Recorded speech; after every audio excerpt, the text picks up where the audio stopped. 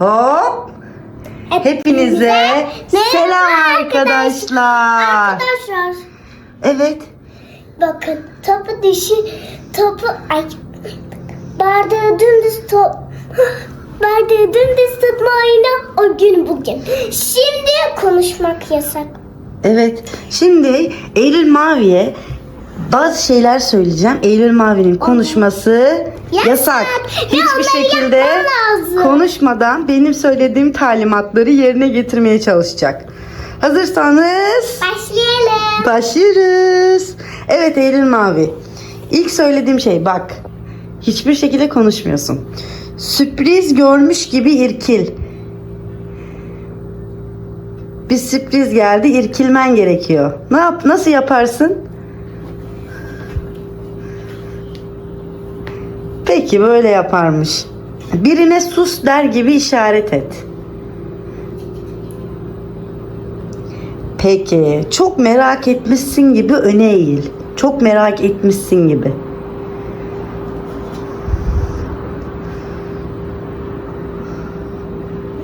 Bu bir selamlama gibi oldu ama neyse. Bir şeyden kaçıyormuş gibi yavaşça geri çekil. Eylül aşağı iner misin? Aşağı iner misin? Ne dedin? Bir şeyden kaçıyormuş gibi yavaşça geri çekil. İşte aşağıda yapman gerekiyor bunu.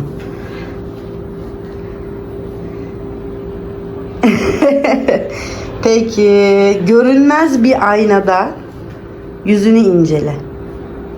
Görünmez bir aynada yüzünü incele. Anneciğim gel, nereye gidiyorsun? Duvardan da yapabilirsin. Görünmez aynaya bakacaksın çünkü. Ayna yok. Görünmeyen bir ayna. Yüzünü incelemen gerekiyor aynada. Yüzüne bak. Evet. Çok güzel. Konuşmak yasak. Peki bir şeyi sıraya diziyormuş gibi yap. Bir şeyi sıraya diziyormuş gibi yap.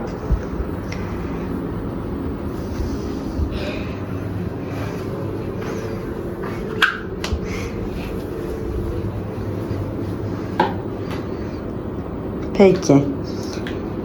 Bir şeyi konuşman yasak.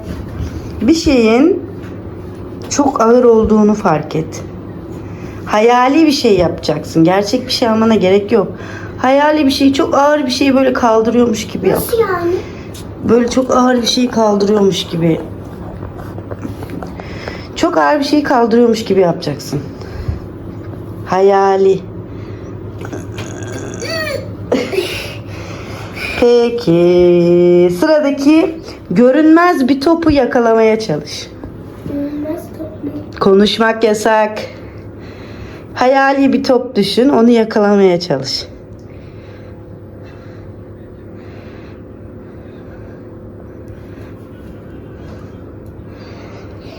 Bir yere geç kalmış. Top Tamam. Arkadaşlar. Ayağındaki ayakkabı büyük gelmiş gibi yürü.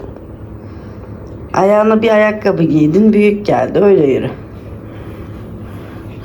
Anneciğim gerçek bir ayakkabı giymeyeceksin, öyleymiş gibi hayal edeceksin. Bir şeyi çok dikkatlice dinliyormuş gibi yap. Bir şeyi çok dikkatlice dinliyormuş gibi yap. Bir şeyi yanlış yapmışsın gibi utan.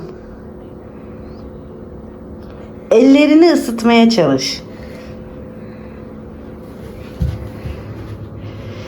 Tamam. Evet arkadaşlar, oyunumuz burada bitti. Eylül Mavi talimatları uydu. Her şeyi kendi hayal dünyasına göre yapmaya çalıştı. Ona çok teşekkür ediyorum. Anne bir şey diyebilir miyim? Bir şey diyeyim. Doğru mu yaptım? Bazıları doğru, bazıları senin hayal dünyandaki gibi. Evet arkadaşlar, bizi izlediğiniz için teşekkür ederiz. Kanalımıza Abone olmayı. Eylül'cüm, kanalımıza Abone olmayı, zincirine bas ve like Unutmayın. Bye. Hoşça kalın. Hoşça kalın.